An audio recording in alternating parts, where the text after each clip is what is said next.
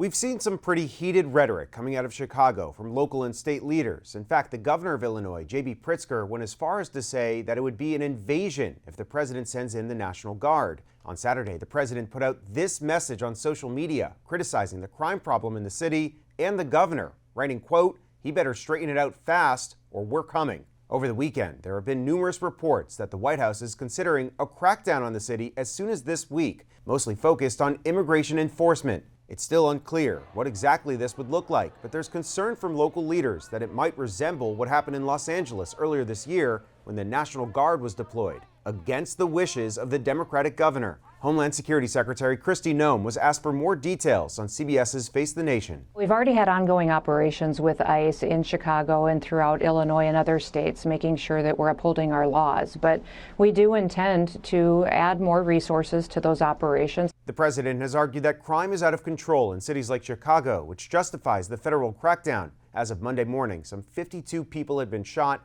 and 7 had been killed in Chicago over the busy Labor Day weekend, according to local affiliate ABC7. I don't take orders from the federal government. But the city's leadership is pushing back on the possible surge of federal officers. Mayor Brandon Johnson signed a new executive order on Saturday, which had a few big focuses. It laid out that Chicago police will not collaborate with federal agents on joint patrols or to carry out immigration enforcement.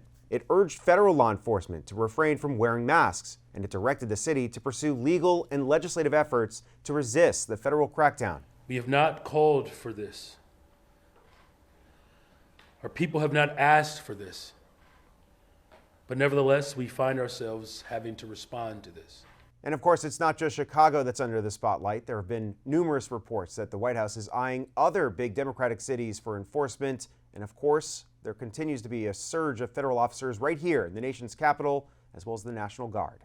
Reporting here in Washington, I'm Koslof, Spectrum News.